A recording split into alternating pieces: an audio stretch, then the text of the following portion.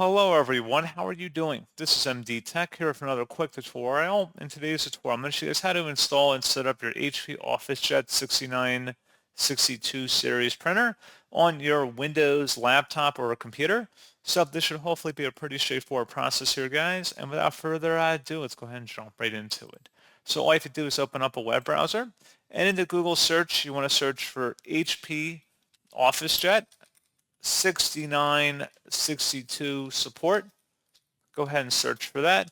Best result should be an HP support page that says HP OfficeJet 6962 all-in-one printer.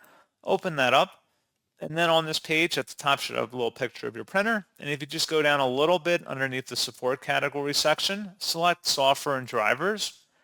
And then scrolling down again, you want to expand underneath driver product installation software and select the HP OfficeJet 6960 all-in-one series full feature software and drivers. Select download. And then once it's downloaded to your system, you want to go ahead and open up that file to run it and give it a moment to extract.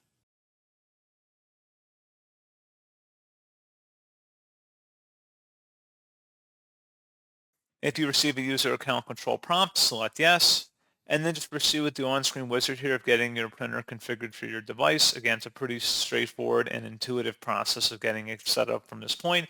Just follow along with the on-screen wizard to get your device connected to your system, and that's all you have to do.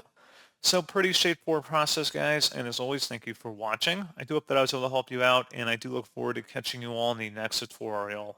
Goodbye.